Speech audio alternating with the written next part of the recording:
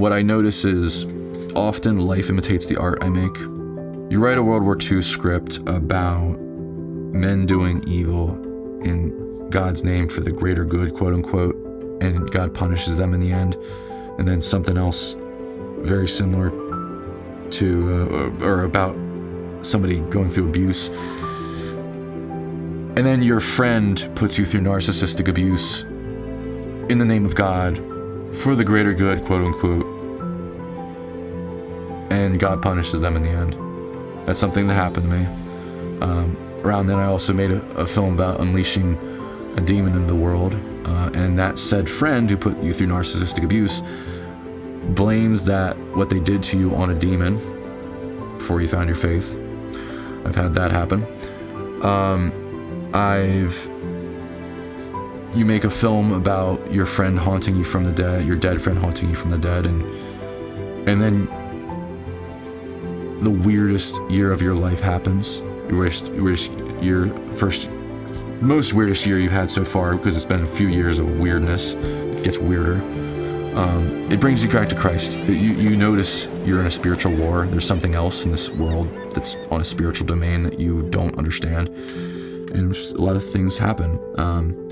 I've also had a project come to me about Alzheimer's, and I told him I had to think about it for a few months. I wasn't open to it because I told him, that might happen to my mom, because my sisters and I treated our grandmother who had Alzheimer's, and I told him I'd think about it. There's a scene in the film where two sisters are looking on their mother with Alzheimer's, and they just sorted something out. And I'm days before agreeing to the project, finding myself in the hospital with my sister who we just sorted something out, and then we're looking at her mom who just fell, hit her head, couldn't remember what day it was. And so, yeah, I didn't do that project. And I also had another project come along about so like two people dating and like giving each other gifts or something. And I told the person, I don't want my life to imitate the art we're making here. And she's like, what are you worried about? Are you going to start dating somebody and giving each other gifts? And that's what happened. Straight up, it happened. And I texted her. I was like, keep this project away from me. I told you this would happen. And I've also just had a string of like really negative projects that brought a lot of negativity in my life in ways that I didn't foresee. And it just matched perfectly. Now, this might not be everyone's experience. My creative process involves a very specific meditation routine. So maybe that plays some kind of spiritual role. But I mean that in a sense of it does influence the physical world around me. It influences my life. I find every shoot that we've done for the feature film, literally within a week's time span or so, I find myself in that exact same situation. Not because I'm looking for it, but like things that are very heightened circumstances that only happen once in a year or once in every 2 years. I found myself repeating that experience that the character goes through in my life. And it's actually just something I've come to accept. I'm like, okay, what scene are we doing this week? Oh, all right, then we're doing that. Okay. I got to be prepared for that thing happening in my life. And it does happen every time. And this is something you can choose to believe me or not. I don't care, but it's what continues to happen, and you might notice it in your life.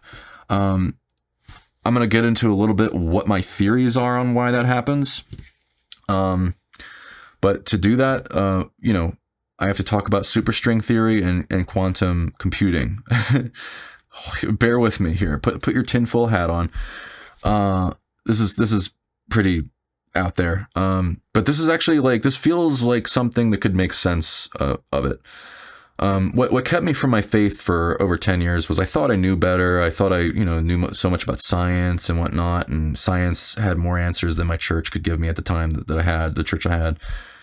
And when I spent that 10 years away from it, I actually learned more about science than I ever knew existed. And like I got into, superstring theory, which is a way to reconcile the differences between general relativity that Einstein created and quantum mechanics, which Einstein resented because they're incompatible.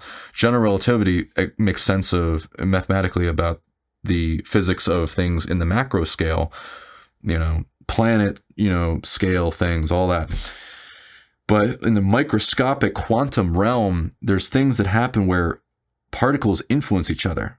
Like a particle could be, influencing or having a relationship between another particle, billions of light years away, and it just didn't make sense to Einstein. He was literally on his deathbed trying to reconcile these two theories, and he couldn't figure it out. But superstring theory, or I think it's M theory, I'm not sure. It basically is the leading theory, most popular theory right now, and most mathematically accurate one that kind of takes these two theories and makes sense of it.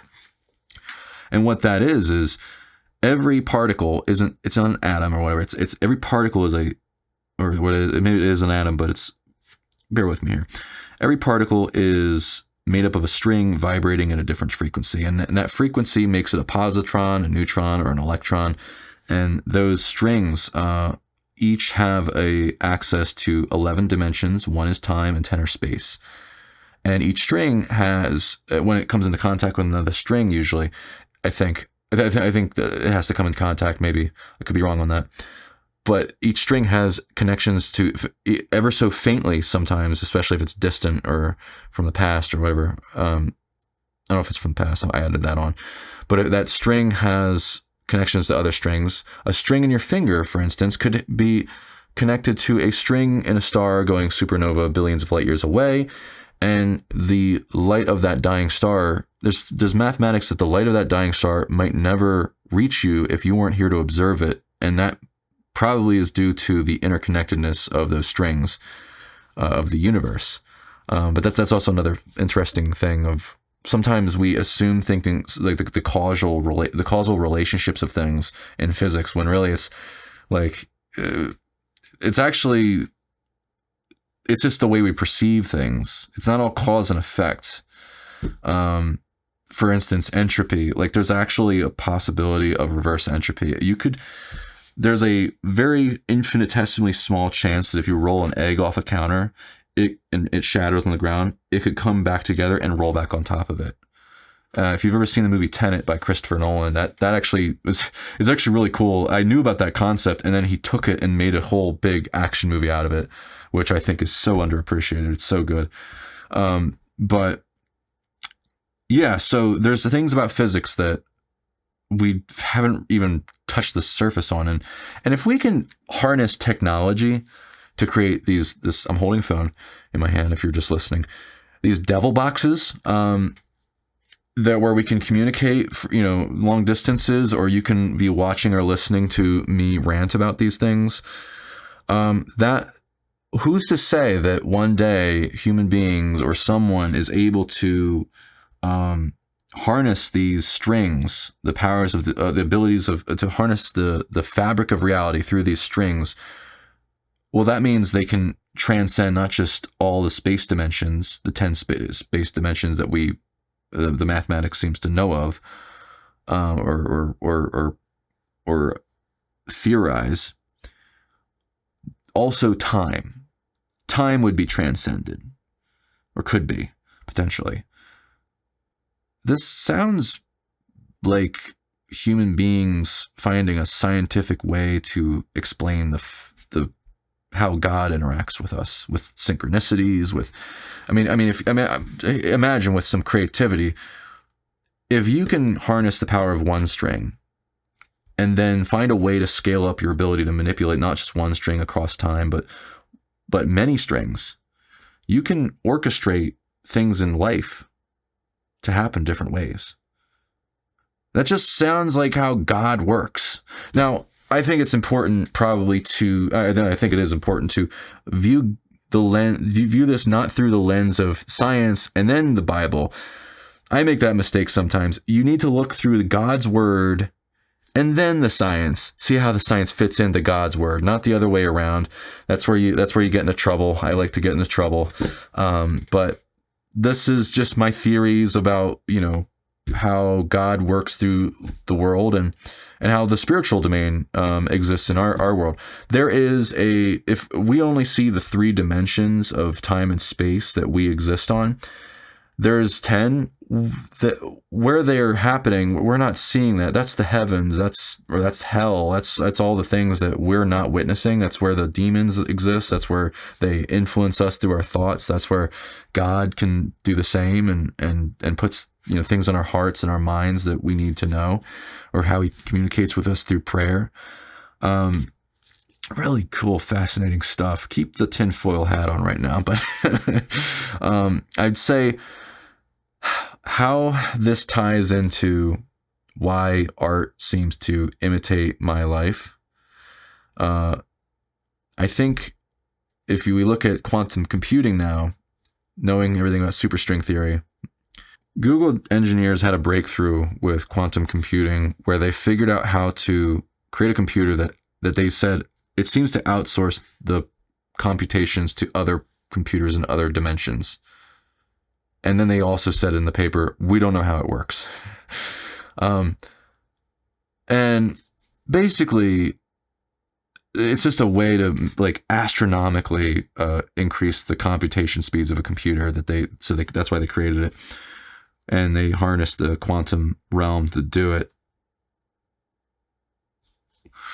When it comes to, when someone dies, if you're in the same room with them, I've heard it said that you can feel that their presence goes away. And I think the mind, the heart, the soul, it doesn't just exist in the 3 dimensions. It exists in the bulk dimensions that we don't see, where God exists, where the spiritual domain exists. And we have some way to sense it. And so if your soul, if your body, your mind, your vessel is so focused on one project as an artist, what you're doing, it's almost like you're emitting sound or light in the bulk dimensions. And the way that gets reflected back, the form that takes, it doesn't reflect back as light or sound. It reflects back in realities.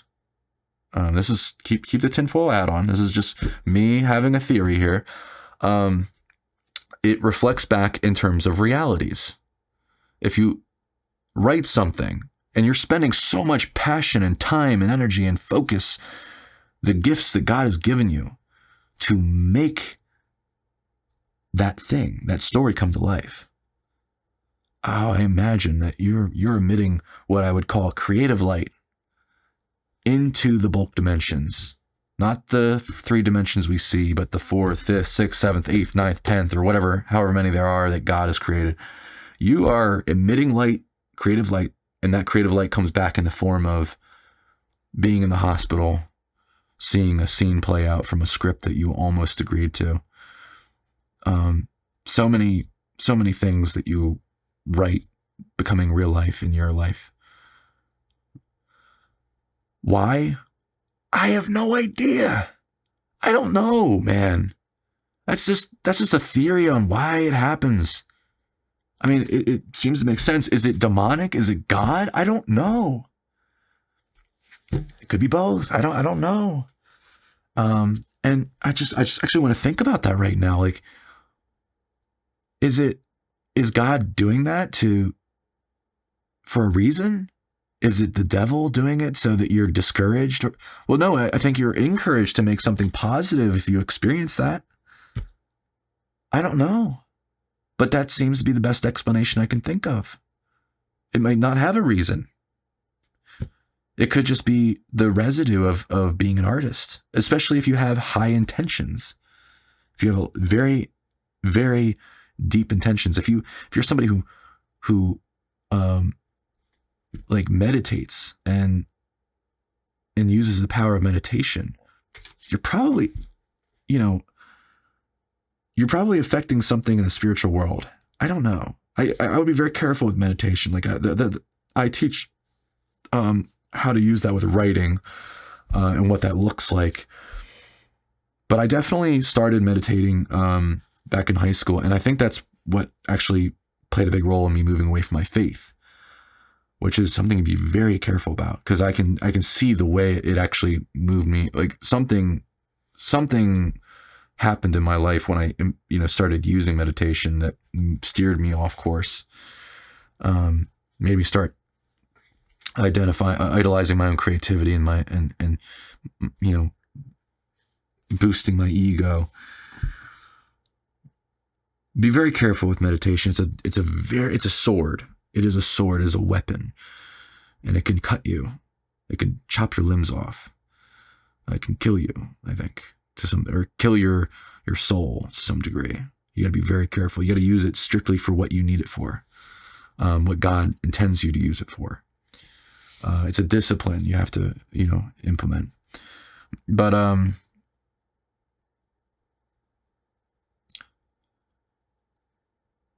I don't know why these things happen, why that gets reflected back.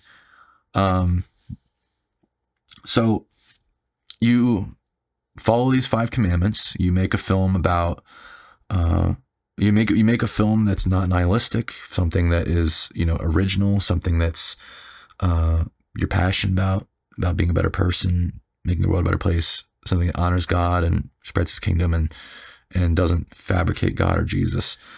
You're on a good path with what's going to get reflected back to you. You're still going to have challenges. You're still going to face some really tough things that get reflected back at you.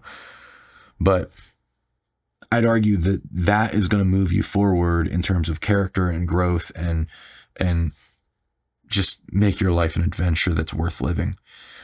The other thing about the whole superstring theory and the bulk dimensions, the analogy I've heard about Jesus that actually this is actually really cool to me is I've heard someone say that, if God was like this multi-dimensional being, Jesus was him in 3 dimensions, and so that he could have relationship with us, and then set an example, lead by example, and then die for our sins and forgive us and basically pay the price of the fact that we will never be able to live without sin. We will never live up to his standards of the commandments.